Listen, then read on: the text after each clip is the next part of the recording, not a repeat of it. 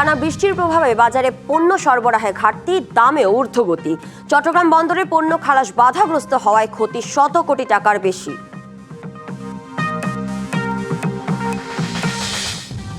ঢাকার জলাবদ্ধতা নিরসনে মোটা অঙ্কের বরাদ্দ আর নানা প্রকল্পের ফল প্রায় শূন্য। ভারী বৃষ্টিতে তলিয়ে যাচ্ছে বিভিন্ন এলাকা। এবং হরমুজ প্রণালী দিয়ে বাণিজ্যিক জাহাজ চলাচল কয়েক সপ্তাহের মধ্যে সর্বনিম্ন। জ্বালানি তেলের বিশ্ববাজারে আবারও অস্থিরতা। টানা বৃষ্টির কারণে রাজধানীর বাজারে পণ্য সরবরাহে ঘাটতি দেখা দিয়েছে। বিক্রেতারা বলছেন, আলু, পেঁয়াজ ও কাঁচা বাজারে সবজির সরবরাহ অর্ধেকে নেমেছে। তাতে দাম বেড়েছে এসব পণ্যের। সবজির দাম কেজি প্রতি 5 থেকে 10 টাকা বেড়েছে। মুরগি ও মাছের দামও বেড়েছে কেজিতে 10 থেকে 20 টাকা। তবে ক্রেতারা বলছেন, প্রকৃতপক্ষে দাম আরও বাড়তি। কেজিতে 20 থেকে 30 টাকা বেড়েছে প্রতিটি পণ্যের দাম। বৃষ্টির কারণে বাজারে ক্রেতার উপস্থিতি কমে যাওয়ায় বিক্রিতে ভাটা পড়েছে।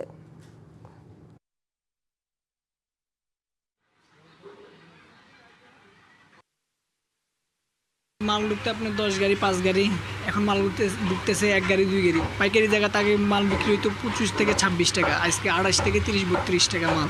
বৃষ্টির কারণে মাছ কম, দাম 2-3 দিনের আগের থেকে কেজিতে 20-50 টাকা 100 টাকা বেশি। টানা বৃষ্টির কারণে বাজারে পণ্য সরবরাহে ঘাটতি দেখা দিয়েছে। এতে খুচরা ও পাইকারিতে প্রতিটি পণ্যের দাম বেড়েছে। এ নিয়ে বিস্তারিত জানাতে পুরান ঢাকার ঠাটারি বাজার থেকে সরাসরি যুক্ত হচ্ছেন সহকর্মী রেদওয়ানুল হক। রেদওয়ানুল, কবে থেকে রাজধানীতে আসলে পণ্য সরবরাহের সংকট দেখা দিয়েছে, আর কি কি পণ্যের, কোন কোন পণ্যের সংকট আসলে সবচেয়ে বেশি, বিস্তারিত জানাবেন আমাদের।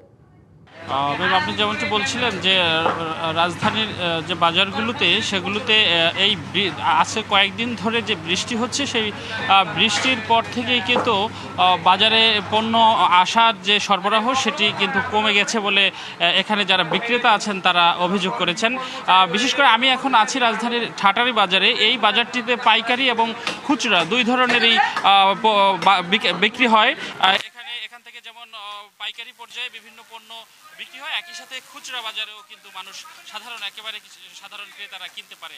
এখানে তারা যেমনটি বলেছেন যে বৃষ্টি শুরু হওয়ার পর থেকে তাদের প্রাথমিক পর্যায়ে তাদের পণ্য সরবরাহ প্রায় 50% মতো কমে যায়।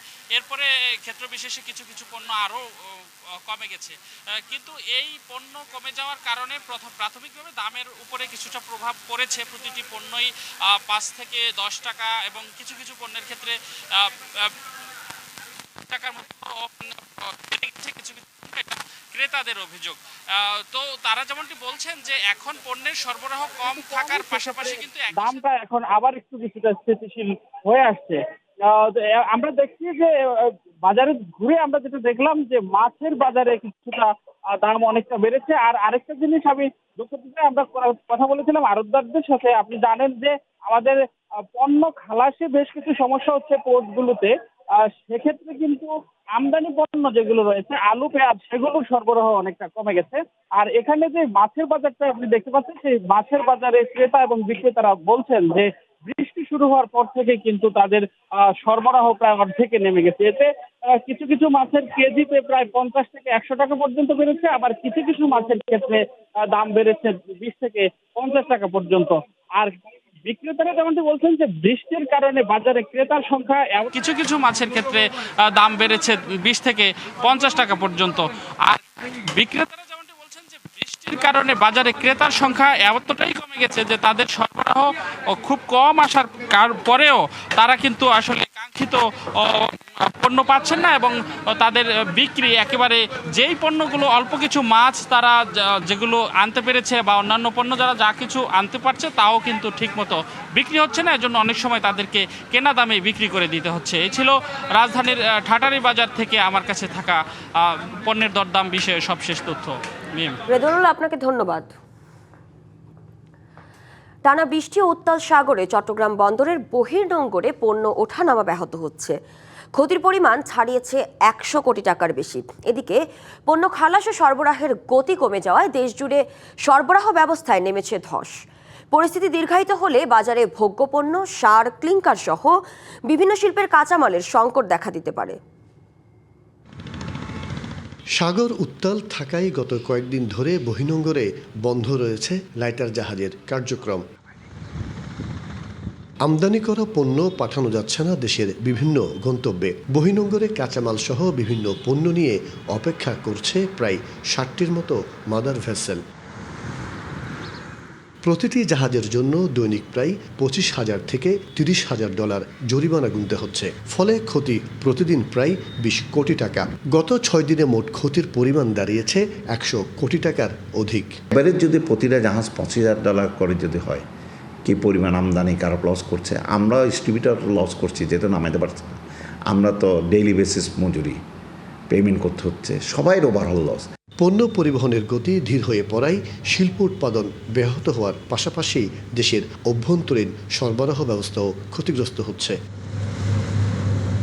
বন্দর থেকে আমদানি করা কাঁচামাল খালাসে দেরি হলে শিল্পের উপকরণে সংকট দেখা দেওয়ার আশঙ্কা রয়েছে। মানুষ তো অনেকগুলো কার্গো, যে ছোট ছোট যে বিস্কিট ফ্যাক্টরিগুলো আছে, ওরা তো অনেকগুলো আটা ময়দা স্টক করে রাখে না, ওরা তো ডেইলি বেসিস উইকলি বেসিস মাল কিনে। এফেক্ট তো অলরেডি পড়বে, সাপ্লাই চেইনে কিছুটা এফেক্ট পড়বে। এদিকে বহিনঙ্গরে পণ্য খালাস বন্ধ থাকায় কর্মহীন হয়ে পড়েছে প্রায় ৫,০০০ শ্রমিক। নর্মাল হইলে আবহাওয়া ইনশাল্লাহ সবাই লোডে যাবে। এখন আমাদের লাইটারের কোনো কাজকাম রানিং নেই, বন্ধ। মাদার ভেসেলের জট হবে, তাতে লাইটারের হয়তো ডেলিভারিতে সংকট হবে মাদার ভেসেলের, যেহেতু আগের মাদার ভেসেল সিরিয়ালে খালি হবে, এরপর নতুন মাদার ভেসেল কাজ চলবে। দ্রুত স্বাভাবিক কার্যক্রম শুরু না হলে উৎপাদনমুখী শিল্পে ধস নামার আশঙ্কা করছেন সংশ্লিষ্টরা। মাসুদুল হক, ডিবিসি নিউজ, চট্টগ্রাম। চট্টগ্রামে ভয়াবহ বন্যায় পথে বসে গেছেন মাছ চাষি ও কৃষক। জেলার মৎস্য অফিস ও কৃষি সম্প্রসারণ কার্যালয়ের প্রাথমিক হিসাব বলছে ১৫৩টি ইউনিয়নে প্রায় ১০,০০০ পুকুর ও চিংড়ি ঘের বন্যার পানিতে ভেসে গেছে। তলিয়ে গেছে ১৪,০০০ হেক্টরেরও বেশি কৃষিজমি। টাকার হিসাবে এসব প্রান্তিক মানুষের ক্ষতি ছাড়িয়ে যাবে শত কোটি অঙ্ক। যদিও জেলা প্রশাসন বলছে বন্যার পানি নামার পরই জানা যাবে ক্ষয়ক্ষতির প্রকৃত অঙ্ক। চারদিকে কেবলই থই থই পানি, দিগন্তজোড়া ফসলের মাঠ কিংবা মাছের ঘের। এখানে সব এখন মিলেমিশে বন্যার পানিতে একাকার। গেল কয়েকদিনের টানা ভারী বর্ষণ আর পাহাড়ি ঢলে ভেসে গেছে মাছের ঘের। জমির ফসল পানিতে তলিয়ে যাওয়ায় সব হারিয়ে নিঃস্ব খেটে খাওয়া হাজারো মানুষ। জেলা মৎস্য অফিসের প্রাথমিক হিসাব বলছে ১৫টি উপজেলার ১৫৩টি ইউনিয়নের ৯,৯৩৩টি পুকুর ও দিঘি এবং ৩২০টি চিংড়ির ঘের পানিতে ভেসে গেছে। সেই হিসেবে তীব্র স্রোতে ভেসে গেছে প্রায় ৪,১১২ হেক্টর জলাশয়ের মাছ। এর মধ্যে সবচেয়ে বেশি ক্ষতিগ্রস্ত হয়েছে বাঁশখালী উপজেলায়। বিলীন হয়েছে ২,৫০০ পুকুর ও ৩১০টি ঘের। ক্ষয়ক্ষতির বিচারে দ্বিতীয় সাতকানিয়া। সব থেকে বেশি ক্ষতিগ্রস্ত হবে যাদের ঘরবাড়ি ডুবে গেছে এরা। এরপরে যারা ক্ষতিগ্রস্ত হবে সব থেকে বেশি তারা হচ্ছে যারা কৃষিকাজ করে। কৃষিকাজ তো হয়তো বা আপনার ১ বছর সম্ভব লেগে যাবে গিয়ে করে উঠতে, ফসলি জমি তো হবে না। বন্যায় কেবল মাছ চাষিরাই নন, নিঃস্ব হওয়ার পথে কৃষকরাও। কৃষি সম্প্রসারণ কার্যালয় বলছে বন্যায় এরই মধ্যে ৮,৭০০ হেক্টর আউশ ধান, ৬২১ হেক্টর আমনের বীজতলা এবং ৪,৯০৭ হেক্টর গ্রীষ্মকালীন সবজির আবাদ পানিতে নষ্ট হয়ে গেছে। অনেক ক্ষয়ক্ষতি হয়েছে, বাড়িঘর দেওয়াল ফাটি যায়, এরকম আর কি। গরু ছাগল কষ্ট, চাষাবাদ নিয়ে কষ্ট। যদি একটু আর্থিক সহযোগিতা যদি করতো তাহলে প্রশাসন থেকে হোক, ব্যক্তিগত ফান্ড থেকে হোক। কৃষি জমির প্রায় 60% তলিয়ে গিয়েছে এবং আমাদের বীজতলার 55% পানির নিচে এই মুহূর্তে। এবং আমাদের যেগুলো মৎস্য গেট ছিল বিভিন্ন ইউনিয়নে, এখানে 90% মৎস্য গেট প্লাবিত হয়েছে। বন্যার পানি নেমে গেলে ক্ষতিগ্রস্তদের ক্ষয়ক্ষতির হিসাব করে প্রয়োজনীয় সহায়তা দেওয়ার আশ্বাস দিলেন স্থানীয় সংসদ সদস্য। আমরা আগে তাদেরকে প্রাণে বাঁচাই, তাদেরকে তারা যেন এই 2 বেলা আগে খেয়ে একটু গিয়ে হোক, ঠিক আছে। তারপরে আমরা পানি যখন সরে আসবে তাদের ঘর বাড়ি আমরা নির্মাণ করে দেব। বন্যায় মাছের ঘের ও কৃষি জমি ভেসে যাওয়ায় মাছ, সবজি সহ খাদ্যের দাম বেড়ে যাওয়ার আশঙ্কা স্থানীয়দের। গত 5 দশকে এমন ভয়াবহ বন্যা দেখেনি দক্ষিণ চট্টগ্রামের মানুষ। মাইলের পর মাইল কৃষিজমি, মাছ ও পোলট্রি খামার বিলীন হয়েছে পানিতে। ফলে এই কৃষিকেই উপজীব্য করে যাদের জীবিকা, তাদের ঘুরে দাঁড়ানোই এখন প্রধান challenge. Mujibul Haque, DBC news, Satkania, Chittagong. রাজধানী ঢাকার উন্নয়নে চমৎকার সব পরিকল্পনা হয়, টাকাও ব্যয় হয় শত কোটি অঙ্কে। তবে এসব কিছুর দেখা মিলবে কেবলই সরকারি দপ্তরের ফাইলপত্রে, কিন্তু বাস্তবে মাত্র কয়েক ঘন্টার ভারী বৃষ্টিতে নগর ডুবে যায় নোংরা জলে। এ অবস্থা কেবল 2-1টি এলাকার নয়, বরং 2 সিটি কর্পোরেশন জুড়েই। তিলোত্তমা ঢাকা নগরীর দীর্ঘদিনের চেনা অসুখ, আর এই অসুখ সারাতে প্রতি বছর 2 সিটি কর্পোরেশনের যে উদ্যোগ, তা যেন শুধুই শুভঙ্করের ফাঁকি। তীব্র জলাবদ্ধতায় স্কুল, অফিস কিংবা চিকিৎসার মতো অতি প্রয়োজনীয় সেবা নিতেও দুর্ভোগে নাকাল হচ্ছেন নগরবাসী। গত অর্থবছরে 200 কোটি টাকা বরাদ্দ হয়েছিল, তো সেই সমস্ত টাকা দিয়ে কি উন্নয়ন হলো, কি কাজ হলো? এই পানি যদি নিষ্কাশন না হয়। সরকার এত টাকা বাজেট করতেছে, তারা কাজ করতেছে, সবসময় দেখতেছি রাস্তার পাশে ড্রেন নির্মাণ করতেছে, তা আলটিমেটলি কোনো ফলাফল পাচ্ছি না আমরা। সিটি কর্পোরেশনের যারা তাদেরকে সেখানে দেখা উচিত যে এখানে কি ভোগান্তি হচ্ছে মানুষের।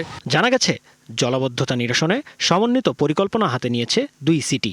IWM ও বিশ্বব্যাংকের সহায়তায় হবে মোক্ষম এই পরিকল্পনা, যে পরিকল্পনায় ড্রেন, খাল, আউটলেট ও পাম্পিং স্টেশনকে আনা হবে এক ছাতার নিচে। দক্ষিণ সিটির প্রশাসক জানালেন, পানি নিষ্কাশনে ঢাকার জলাধার পুনর্খনন, শীতলক্ষা ও বুড়িগঙ্গায় সংযোগ স্থাপন সহ বেশ কিছু কর্মপরিকল্পনা রয়েছে। তাৎক্ষণিকভাবে যেটা চেষ্টা করেছে যে কয়েকটা মোবাইল পাম্প সংগ্রহ করেছে। নিউ মার্কেট এই অঞ্চলের পানিগুলো সরার জন্য একটা বিকল্প ওয়ে আউট আমরা ব্যবস্থা করার জন্য অলরেডি আমরা কার্যকর দিকে যাচ্ছি।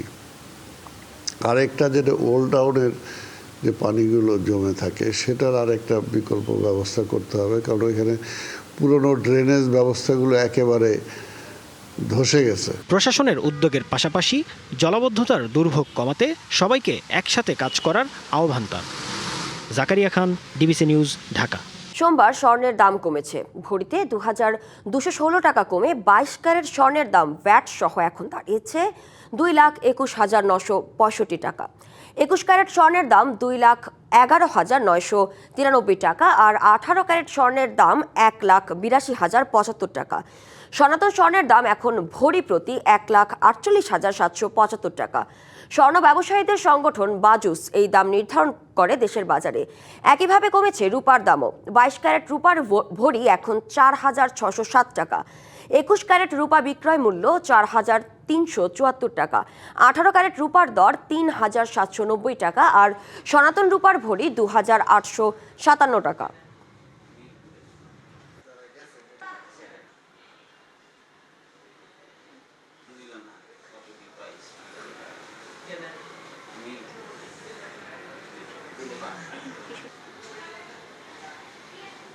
ঋণ পাওয়ার ক্ষেত্রে দেশের স্বার্থ বিবেচনা করে IMF এর সঙ্গে নতুন চুক্তি করা হবে।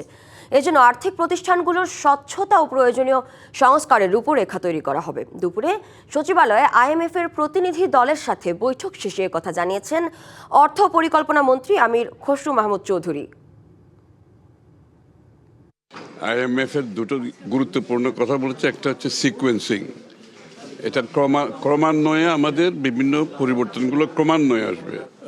বাংলাদেশের অর্থনীতির প্রেক্ষাপটে, বাংলাদেশের জনগণের প্রেক্ষাপটে, দেশের প্রেক্ষাপটে কোনটা কখন করব, এটা আমরা একটা সিকোয়েন্সিং ওইভাবে যাবে।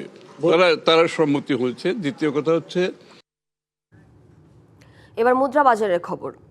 দেশের বাজারে অনেকটা স্থিতিশীল বৈদেশিক মুদ্রার বাজার। ব্যাংকগুলো গ্রাহকের কাছে মার্কিন ডলার বিক্রি করছে 123 টাকা দরে আর গ্রাহকের কাছ থেকে কিনছে 122 টাকা দরে। ব্রিটিশ পাউন্ড ব্যাংকে বিক্রি হচ্ছে 166 টাকা আর ব্যাংক গ্রাহকের কাছ থেকে কিনছে 160 টাকা দরে।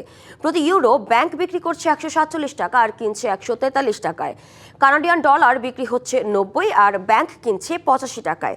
অস্ট্রেলিয়ান ডলার বিক্রয় 88 টাকা আর ক্রয় 83 টাকা দরে। এছাড়াও দেশের ব্যাংকগুলোতে সৌদি রিয়াল বিক্রি হচ্ছে 32 টাকা 70 পয়সা আর ব্যাংকগুলো গ্রাহকের কাছ থেকে কিনছে 31 টাকা 50 পয়সা দরে। আজ UAE দিরহাম বিক্রি হচ্ছে 33 টাকা 30 পয়সা আর ব্যাংক কিনছে 31 টাকা 50 পয়সা দরে। মালয়েশিয়ান রিঙ্গিত বিক্রয় 31 টাকা 20 পয়সা আর ক্রয় দর 30 টাকা। সিঙ্গাপুরি ডলার বিক্রি 98 টাকা ও ক্রয় মূল্য 94 টাকা এবং ব্যাংক থেকে গ্রাহক ভারতীয় রুপি কিনতে পারবেন 1 টাকা 25 পয়সা দরে আর ব্যাংকে বিক্রি করলে পাওয়া যাবে 1 টাকা 45 পয়সা।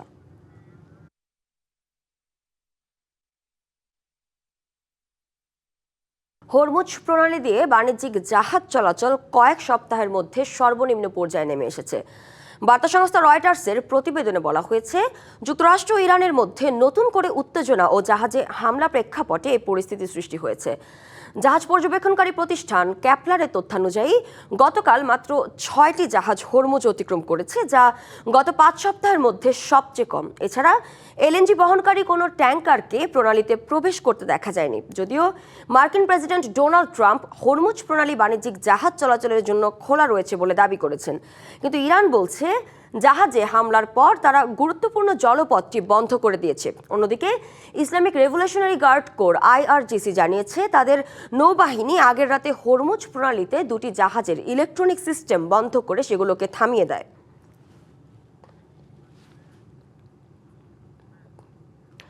মধ্যপ্রাচ্যে নতুন করে উত্তেজনা ছড়িয়ে পড়ায় আন্তর্জাতিক বাজারে তেলের দাম বেড়েছে। সোমবার ব্রেন্ট ক্রুডের দাম প্রায় 3% বেড়ে ব্যারেল প্রতি $78.35 পৌঁছেছে। একই সময়ে যুক্তরাষ্ট্রের অপরিশোধিত তেলের দামও 3% বেশি বেড়ে ব্যারেল প্রতি $73.62 হয়েছে। বিশ্লেষকদের মতে, যুক্তরাষ্ট্র ও ইরানের পাল্টাপাল্টি হামলা এবং পারস্য উপসাগরীয় অঞ্চলে সংঘাত বিস্তৃত হওয়ায় জ্বালানি সরবরাহ নিয়ে নতুন করে উদ্বেগ তৈরি হয়েছে। হরমুজ প্রণালী দিয়ে তেল পরিবহন বাধাগ্রস্ত হওয়ার আশঙ্কায় বাজারে অস্থিরতা দেখা দিয়েছে।